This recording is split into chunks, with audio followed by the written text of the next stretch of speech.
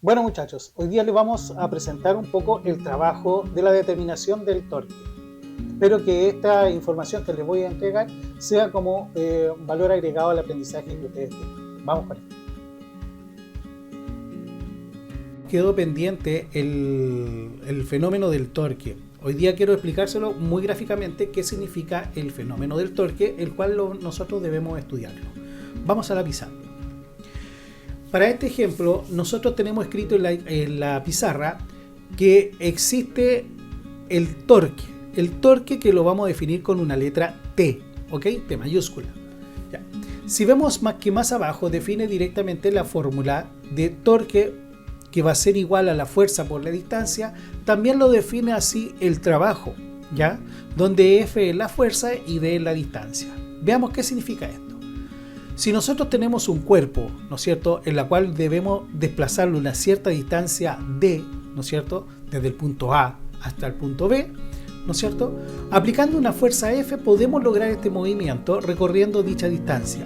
En ese momento nosotros estamos obteniendo trabajo, ¿ok? Pero, ¿qué pasa si nosotros efectuamos ese mismo fenómeno en un círculo? Veamos en la parte superior derecha de la pizarra que tenemos un círculo donde se le aplica una fuerza F en su borde tangencial de la circunferencia.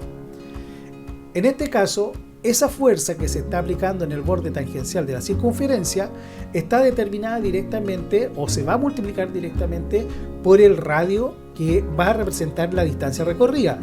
En este caso, si aplicamos esa fuerza por ese radio, lo que obtenemos directamente es el giro de este objeto. Eso es el fenómeno de torque, ¿ok? Veamos un caso muy parecido, pero con intenciones distintas en dos situaciones. Nosotros tenemos un cubo. Ahora vamos a generar que este cubo va a ser un cubo W, ¿no es cierto? Que se va a desplazar una cierta distancia, pero la fuerza que se va a aplicar va a ser aplicada en el centro del cubo. Al ser aplicada en el centro del cubo y atendiendo que la superficie no tiene rugosidad, podemos desplazar este cubo recorriendo toda su trayectoria D, ¿ok? Obteniendo el famoso trabajo. Pero si ahora pusiésemos la condición de que esta fuerza la situásemos en el borde superior del cubo, ¿ok? Y atendiendo directamente que la superficie presenta condiciones de rugosidad, ¿no es cierto? La condición es que si nosotros hacemos esa aplicación de fuerza, la tendencia es que este cubo va a tender a rotar, ¿no es cierto?, en un recorrido con una distancia determinada, ¿ok? Mientras dure en este caso la fuerza de empuje en el sentido del borde del cubo. Ahí tenemos una rotación, ¿no es cierto?, y un desplazamiento de la misma manera. Tal como lo estábamos mencionando, vemos aquí en la figura que se desarrolla en la pizarra, que tenemos esa fuerza F donde dijimos claramente que se estaba aplicando directamente en el borde del cubo.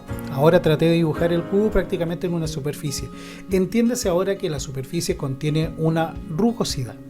Si nosotros observamos directamente que esta fuerza que se aplica en ese punto, atendiendo directamente que la rugosidad del cubo tiende a frenar el desplazamiento libre del cubo en toda una trayectoria, lo que va a atender es de rotar en su punto, generando directamente esa fuerza con esa distancia que va a ser la altura del cubo, la rotación del elemento.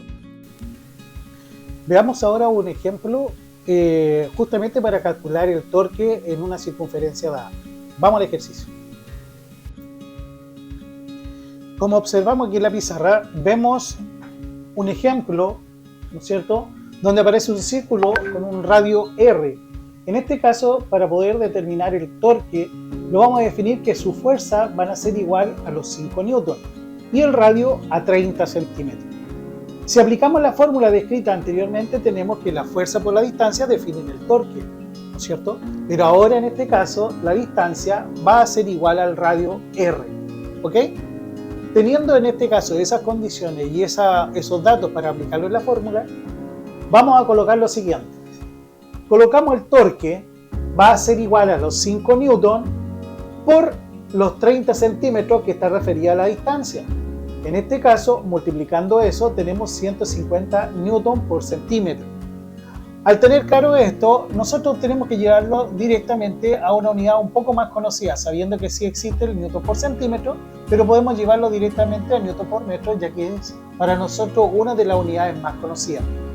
¿Qué hacemos en este caso? Colocamos los 150 newton por centímetro, decimos que un metro es igual a 100 centímetros, simplificamos los centímetros y nos queda directamente que 150 dividido por 100 nos da un valor de 1,5 newton metro. Ese sería en este caso el resultado para este ejemplo que hemos dado en este momento.